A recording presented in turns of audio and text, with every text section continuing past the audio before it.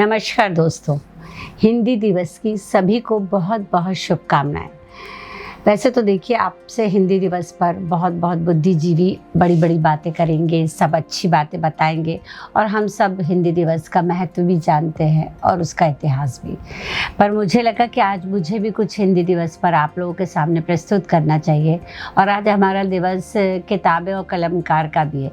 तो मैं आज एक ऐसी पुस्तक लेके आई हूँ जिसे हिंदी का मतलब ऑथेंटिकली अगर देखा जाए तो हिंदी का प्रथम उपन्यास इसे माना जाता है और इसका नाम है देवरानी जेठानी की कहानी।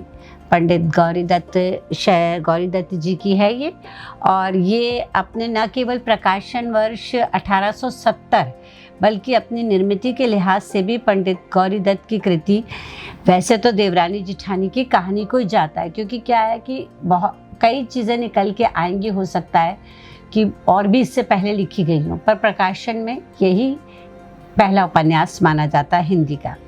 तो किंचित लड़खड़ाहट के बावजूद भी हिंदी उपन्यास यात्रा का ये पहला कदम ही आश्वस्ति पैदा करता है।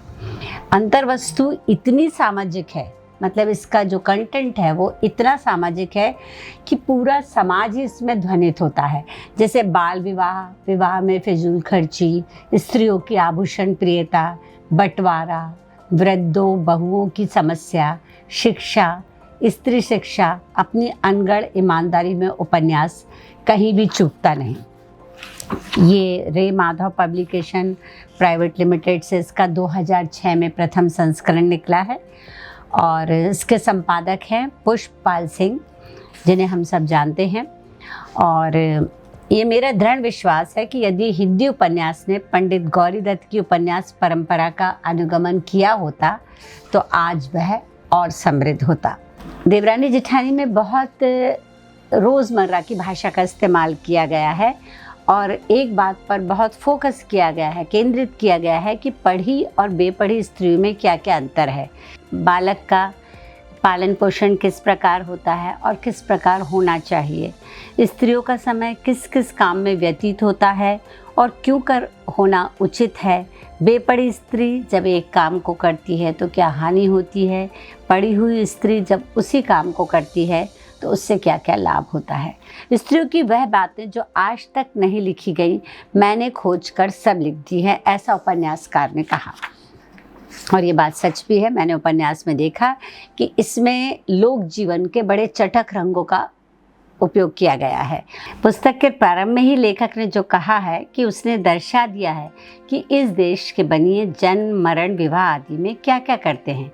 इस उद्देश्य की संपूर्ति में उसने जन्म मरण विवाह गौना आदि के समस्त लोकाचारों का रसपूर्ण चित्रण किया है।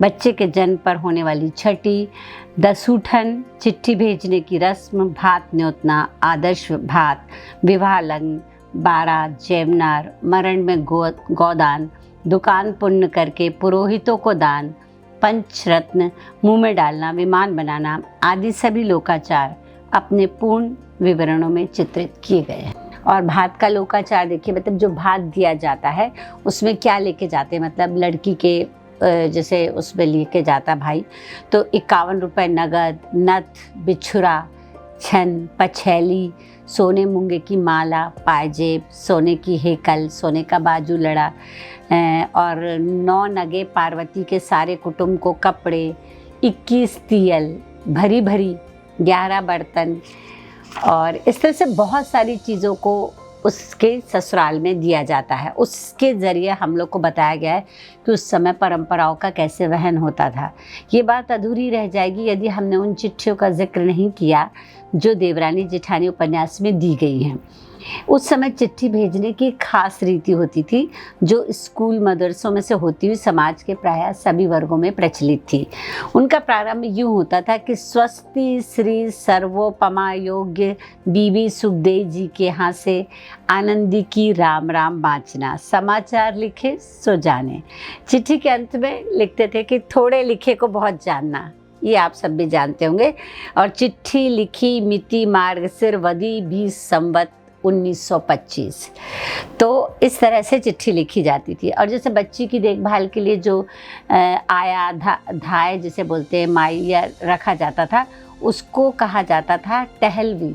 टहल भी मतलब होता है जो टहल करे, उठाई सेवा करे। इससे समतुल्य बेहतर शब्द आज तो हमारे पास नहीं है और इसमें काफ़ी मुहावरों का प्रयोग किया गया है, जैसे अपना मरण जगत की हासी, घर तीन तेरा कर दिया, जब अपना ही पैसा खोटा हो तो परखने वालों का क्या दोष। इस तरह की बातें इस उपन्यास में हैं। तो ये गृहस्थ का जीवन दिखाया है जो कि व्यापार करता है और उसके घर में क्या क्या समस्याएं आती हैं। तो कहानी उपन्यास जो है वो तो आप पढ़ के जानेंगे ही, पर इसकी क्या रोचकता, क्या विशेषता है जिससे लोग मतलब पाठक बंधे रहते हैं, वो मैं आपको बता रही हूँ। जैसे एक अत्यंत प्रभावी और अर्थ सक्षम है कि लड़की के बाप के घर में पहले ही कुछ नहीं था, विवाह ही में उघड़ गया। लौंडियों को देख हरी हो जाए, मोहन घर नहीं आया तो वहाँ तला बेली पड़ी। तला बेली का मतलब आप देखिए, ऐसे आप समझ गए होंगे, पर तला बेली उस समय मतलब शब्द में चिंता है, प्रयत्न है, आकुलता है, व्याकुलता है, अफड़ा तफड़ी है, जिसको हफड़ा तफड़ी लिखा गया है। सारे शेड्स इसमें हैं। अब जैसे उपन्यास में 2 शब्द आए हैं, उसका भाई मंझोली लेके विदा कराने को आया। अब मंझोली लेके विदा कराने को आया, या तो क्या होता था, इसका मतलब है ये बैलगाड़ी और बैल तांगे के बीच की कोई चीज़ थी जिसे मंझोली कहा जाता था। उपन्यास में कई जगह मांदी शब्द का प्रयोग भी हुआ है, जैसे तुम्हारी छोटी बहन भगवान देई 1 महीने से मांदी है। मांदी यानी लंबी बीमारी के लिए इस शब्द का उपयोग किया जाता था।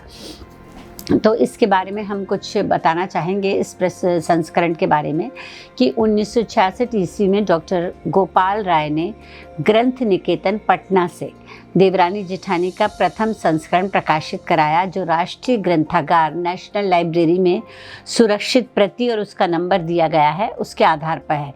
ये एक प्रामाणिक पाठ है, इसका नंबर भी है, क्योंकि इसे असंपादित रूप में यथावत प्रकाशित करना ही डॉक्टर राय का उद्देश्य था।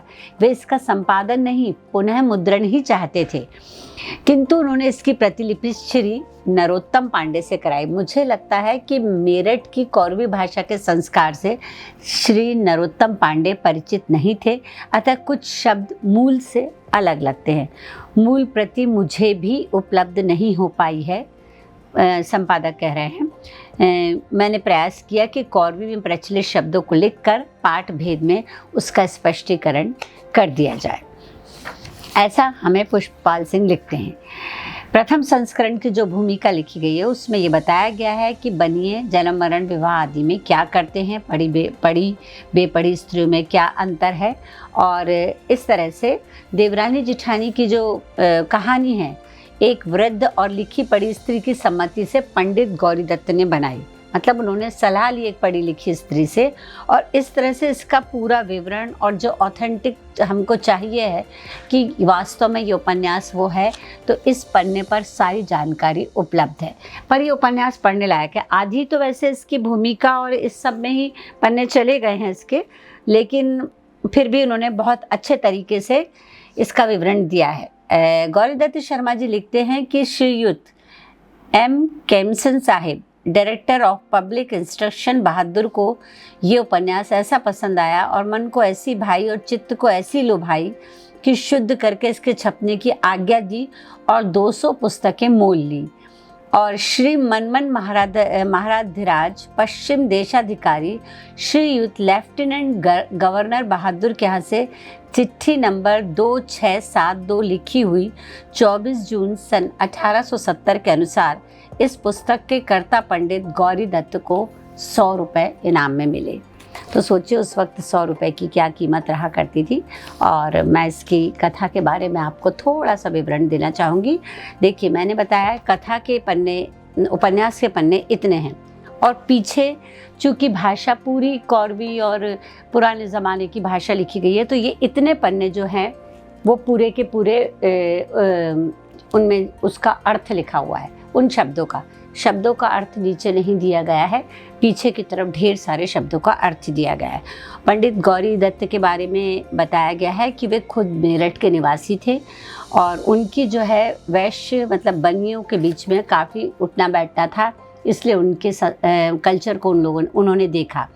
और पंडित गौरी दत्त और उनसे पूर्व भारतेंदु जी तथा उनके अन्य साथी सरकार पर नागरी के प्रयोग के लिए दबाव बनाए हुए थे। नागरी लिपि के लिए, हिंदी भाषा और नागरी लिपि को व्यवहार में लाने के लिए वो लोग काफ़ी मतलब उत्सुक थे। तो उनका एक ग्रुप था जो नागरी पे वो करते थे। उनकी प्रशंसा में गुप्त जी ने भी लिखा है कि वे नागरी ही लिखते थे, नागरी ही पढ़ते थे तथा नागरी में ही गीत गाते थे, भजन गाते थे, गज़ल बनाते थे, नागरी में ही स्वांग तमाशे करते थे, नाटक खेलते थे। और जब सारा मेरठ शहर नौचंदी की सैर करता था तो वे देवनागरी का डंडा लिए, झंडा उठाए पूरे शहर में घूमा करते थे। नागरी की सेवा में उनकी दीवानगी हद तक थी और वे मेरठ के सारस्वत ब्राह्मण थे और मुदर्सी करते थे और अपनी धुन के ऐसे पक्के थे कि 40 वर्ष की अवस्था हो जाने पर उन्होंने अपनी सारी जायदाद नागरी प्रचार के लिए लिखकर रजिस्ट्री करा दी थी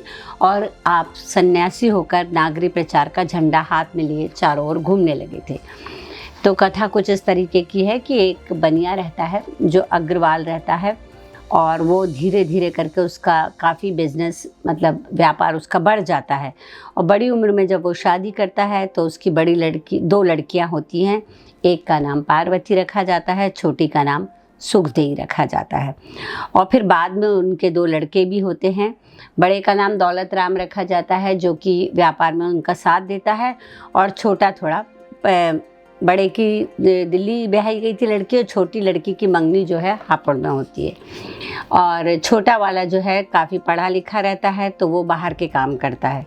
और फिर धीरे धीरे जब दोनों की शादी होती है तो चूँकि बड़ी वाले की स्त्री जो है अनपढ़ गंवार होती है तो उसको वो घर के कामों में बहुत व्यस्त रहती है और उसे घर के काम ही पसंद आते हैं, लेकिन आग लगाने का काम भी वही करती है। और जो देवरानी होती है वो पढ़ी लिखी होती है और काफ़ी मतलब अच्छे से घर को संभालती है और अपने उसके घर को देखकर बड़ी वाली को जलन होती है। फिर उसके बाद आपस में लड़ाई झगड़े होते हैं, दोनों को अलग कर दिया जाता है। कथा तो आप इस उपन्यास को देख के करेंगे। मुझे हिंदी दिवस पर इससे बेहतरीन चीज़ कोई नहीं लगी कि आप सब जानें कि ये हमारा देवरानी जेठानी की कहानी हमारा हिंदी का प्रथम उपन्यास है। देखिए, मैं आपको पहले ही स्पष्ट कर दूं, हिंदी के उस पुराने युग के बारे में हम सब बहुत बेहतर तरीके से नहीं जानते।